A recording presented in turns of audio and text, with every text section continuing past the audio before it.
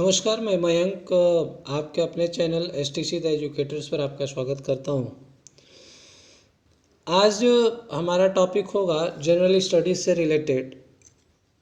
General studies को हम कई तरीके से तैयार कर सकते हैं, जिनमें दो मुख्य रूप से आते हैं जिन पर मैं आज आपसे चर्चा करने वाला हूं। पहला तो यह है कि आप हर सब्जेक्ट के हर एक टॉपिक को बहुत ही प्रॉपरली पढ़ें। उससे क्या होगा कि आप पर्टिकुलर टॉपिक से संबंधित क्वेश्चन से अवेयर रहेंगे और किसी भी प्रकार का क्वेश्चन पूछा जाता है तो आपको ये याद रहेगा कि ये क्वेश्चन कहाँ से आया हुआ है। दूसरा तरीका जो स्टूडेंट्स फॉलो करते हैं वो है ऑब्जेक्टिव क्वेश्चंस को करना। ऑब्जेक्टिव क्वेश्चंस को भी आप दो तरीके से कर सकते हैं। एक तो टॉपिक वाइज उठा लें। पहले टॉपिक का नॉलेज होना बहुत ज़रूरी है आपके लिए। अगर टॉपिक का नॉलेज नहीं है तो आप रेंडमली कितने क्वेश्चंस याद करेंगे, ये क्वेश्चन खड़ा हो जाता है। ठीक है, और उस कंडीशन में बहुत अच्छी तरह से तैयारी होना कम हो जाता है। ठीक है, तो बेहतर है कि अगर आप टॉपिक वाइज ऑब्जेक्टिव करें तो आप चीज़ों को से अवेयर हो जाएंगे। इनडायरेक्टली आप चैप्टर से भी अवेयर हो जाएंगे। दूसरा है कि आप लास्ट ईयर के क्वेश्चंस को करें। जो भी आप एग्ज़ाम प्रेफरेंस रखते हैं, उन एग्ज़ाम प्रेफरेंस के अंदर उन एग्ज़ाम्स के जो पिछले साल के क्वेश्चंस पूछे गए हैं आप उनको करें। बट उनको करते हुए भी आप इस बात का बखूबी ध्यान रखें कि जो मैं करने जा रहा हूँ ये किस सब्जेक्ट के, किस टॉपिक के, किस पार्ट से क्वेश्चन पूछा गया है। ठीक, उससे क्या होगा, अगर आप इसका भी सेग्रीगेशन कर लेते हैं तो सबसे बड़ी बात आपको जो पता चलेगी वो ये है कि क्वेश्चन से तो आप अवेयर हैं ही, उस पर्टिकुलर टॉपिक से कितने क्वेश्चंस पूछे गए पिछले 2 साल, 4 साल, 5 साल, 10 सालों में, और उसमें आप जस्टिफाई कर सकते हैं या डिसाइड कर सकते हैं कि which topic is very important. ठीक है, हम इसी के साथ आज शुरू करने वाले हैं ऑब्जेक्टिव्स, जो कि लास्ट ईयर के क्वेश्चंस हैं एसएससी, सीजीएल, सीपीओ, सीएचएसएल और एमटीएस के। ठीक है, तो अभी तक अगर आपने हमारे चैनल को सब्सक्राइब नहीं किया है तो प्लीज़ सब्सक्राइब करें, लाइक करें और शेयर करना बिल्कुल ना भूलें। ठीक है, वन मोर थिंग, आप एक काम और ज़रूर किया करिए। आपको किसी पर्टिकुलर टॉपिक से रिलेटेड कुछ चाहिए तो आप हमारे कमेंट बॉक्स में ज़रूर मेंशन किया करिए। उससे क्या होगा, हमें आपकी रिक्वायरमेंट्स का भी पता चलेगा और हम उसको आपके अकॉर्डिंग फुलफिल भी कर सकेंगे। तो चलिए हम स्टार्ट करते हैं आज का क्वेश्चन आंसर सेशन। और ये एसएससी सीजीएल के क्वेश्चंस हैं जो पिछले सालों में पूछे गए हैं और बहुत कम क्वांटिटी में हम इनको डिस्कस करेंगे ताकि आप इनको याद रख सकें। तो पहले क्वेश्चन की ओर बढ़ते हैं। पहला क्वेश्चन कहता है, which of the following book is not authored by R K Narayan. Are K Narayan द्वारा निम्न में से कौन सी किताब नहीं लिखी गई। तो देखिए, the jungle book. Jungle book जो है ये रुडयार्ड किपलिंग ने लिखा था। ठीक है, ये हम लोग बचपन से सुनते आ रहे हैं तो हम इस चीज़ को जज आसानी से कर सकते हैं। ठीक है, next question, haemophobia is the fear of. Haemophobia मतलब किसी को डर होता है किसी चीज़ से, जिसको हाइमोफोबिया कहते हैं, वो क्या कारण है। तो आप देखो, आप यहाँ पर देखोगे हाइमोग्लोबिन, बायो का क्वेश्चन है। हाइमोग्लोबिन यानी ब्लड की बात हो रही है। तो ब्लड से डरने वाले को, यानी जो व्यक्ति खून देख करके डर जाता है, उसे हम हाइमोफोबिया कहते हैं। तो ठीक है, haemophobia is the fear of blood. Next question, which of the following is the only correct pair as described by the Chola inscription. देखिए, चेर, चोल और चालुक्य, ये 3 राजवंश आते हैं हिस्ट्री के अंदर। छोटे छोटे राजवंश हैं, वैसे तो जब बहुत पढ़ेंगे डीप में तो बड़ा है ही, बट अकॉर्डिंग टू बुक्स ये बहुत छोटा चैप्टर होता है। कहीं भी आप देखेंगे बहुत छोटा मिलेगा। ऐसी छोटी चीज़ों पे आप जरूर ध्यान रखिए। उसका रीज़न क्या है कि एग्जामिनर का फेवरेट होता है, बहुत प्रेफरेंस नहीं दिया जाता पढ़ाई के दौरान इन टॉपिक्स को, इसलिए क्वेश्चन वो उन्हीं जगह से पूछता है। जब मैं आपको हिस्ट्री के टॉपिक्स पढ़ाऊंगा तो उसके अंदर मैं बताऊंगा कि कौन सी जगह से एग्जामिनर का फेवरेट क्वेश्चन होने के चांसेस होते हैं। तो चलिए इसका आंसर देखते हैं। Which of the following is the only correct pair as describe by the Chola inscriptions. तो इसमें आपका Palli chandam, land donated to Jain institutions, इसमें क्या हुआ था कि जैन संस्थानों के लिए, एजुकेशनल संस्थानों के लिए ज़मीनें दी गई थी। तो ये वाली बात इसमें सही है।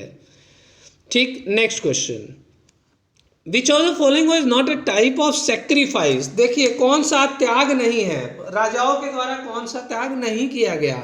Not a type of sacrifice performed by kings in ancient India to establish their position. ठीक है, अपने साम्राज्य को स्थापित करने के लिए निम्न में से क्या नहीं किया गया। तो इसमें मूवेंद द विलन, मूवेंद द विलन ये नहीं, बाकी आप वाजपेयी, राजसूय, अश्वमेध ये सब चीज़ें यज्ञ से संबंधित हैं, आप लोगों ने पढ़ा होगा। ठीक है, और थोड़ा सा इनको देख भी सकते हैं बाद में। नेक्स्ट क्वेश्चन, नेक्स्ट में आते हैं। नेक्स्ट कहता है the government of India launch dash initiative. कौन सा इनिशिएटिव गवर्नमेंट ऑफ इंडिया ने लिया था on 16 January 2016 with the objective of supporting entrepreneurs, building a robust startup ecosystem and transforming India into a country of job creators instead of job seekers। ये देखिए बहुत important line है, job creators instead of job seekers. तो ये हम लोगों ने सुना था, 2016 की बात है, मोदी जी के द्वारा अनाउंसमेंट हुआ था कि नौकरी मत ढूंढिए, ठीक है ना, नौकरी देने वाला बनिए, ठीक है, रोजगार करिए। इससे क्या होगा कि जॉब क्रिएटर्स बनिए, जॉब सीकर्स नहीं।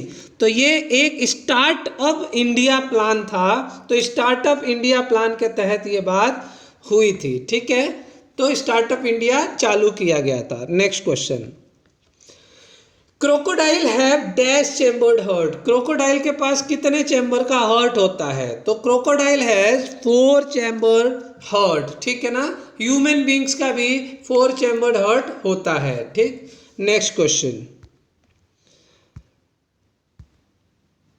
in January 2020 China tested the world's first high speed driverless bullet train between Beijing and China ने जनवरी 2020 में एक बुलेट ट्रेन चलाई जिसमें ड्राइवर नहीं था, उस ड्राइवरलेस बुलेट ट्रेन थी।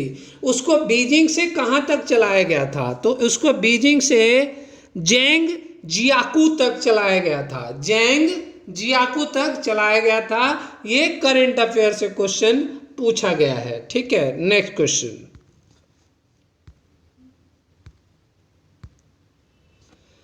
नेक्स्ट क्वेश्चन कहता है dash was executed at Lahore in November 1915। क्या एग्जीक्यूट किया गया था।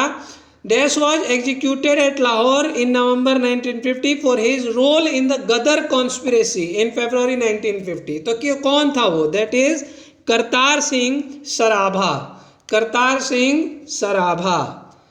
Next question, as of January 2020 dash has the maximum number of seats in the Rajya Sabha. कौन से राज्य की सबसे अधिक राज्यसभा में सीटें हैं। ठीक है ना, और वो भी उसमें डेट डाल दिया है जनवरी 2020 तक आपको बताने के लिए। तो दैट इज उत्तर प्रदेश। वैसे भी उत्तर प्रदेश के पास सीटें अक्सर ज़्यादा होती हैं। ठीक, next question, dash was the first host country of the FIFA world cup. ठीक है ना, फीफा वर्ल्ड कप को किस पहली कंट्री ने होस्ट किया था। First host country of the FIFA world cup that is Uruguay, Uruguay. ठीक है ना, तो ये आप ध्यान रखिएगा।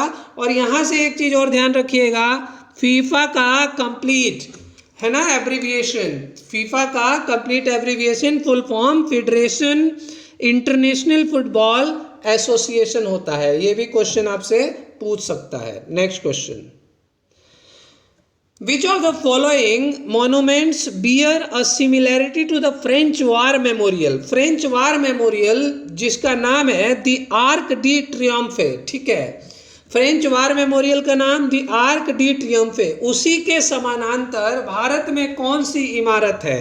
That is India Gate. ठीक है ना, तो ये ध्यान रखिएगा, French war memorial The Arc de Triomphe के जैसा ही भारत में इंडिया गेट है। Next question, the mission Indradhanush an initiative of government of India is associated with. ठीक है ना, ये किससे संबंधित है। इंद्रधनुष किससे संबंधित है। तो इंद्रधनुष इज एसोसिएटेड विद इम्यूनाइजेशन। ठीक है ना, इम्यूनाइजेशन से संबंधित है। Next question, the spice cinnamon, cinnamon एक मसाला है, इज नेटिव टू, कहाँ से बिलोंग करता है, तो cinnamon belongs to Sri Lanka. Clear है, श्रीलंका से बिलोंग करता है। Next, dash was awarded the Nobel prize in 1913 and a knighthood in 1915, ठीक है ना। तो dash was awarded the Nobel prize, किसको नोबेल प्राइज दिया गया था 1913 में, और अ नाइटहुड इन 1915, तो दैट इज रविंद्रनाथ टैगोर। ठीक है, तो इस तरह से हम लोग ऑब्जेक्टिव क्वेश्चंस करते जाएंगे। आपको क्या करना है कि आपको इनको उस पार्ट में डाल देना है कि भाई ये वाला क्वेश्चन करंट अफेयर का है, ये वाला क्वेश्चन पॉलिटिक्स का है, ये बुक्स एंड ऑथर्स का है। आप इससे थोड़ा सा एक बार अवेयर हो जाएंगे कि हमारा किस पार्ट से क्वेश्चन कितने आते हैं, ठीक है ना। और लमसम हर जगह से 1 या 2 क्वेश्चंस का टारगेट होता है, और इसी तरह से आगे के क्वेश्चन जैसे जैसे आएंगे आपको पता चल जाएगा। तो ये फर्स्ट 15 क्वेश्चंस थे जो मैंने आज आपको दिए। आगे और क्वेश्चंस लेकर आऊँगा, तब तक हमारे चैनल पर बने रहिए, ठीक है। और भी वीडियोज हैं उनको आप देखते रहिए, सब्सक्राइब लाइक शेयर करते रहिए। नई चीज़ के साथ फिर आऊँगा, तब तक के लिए धन्यवाद।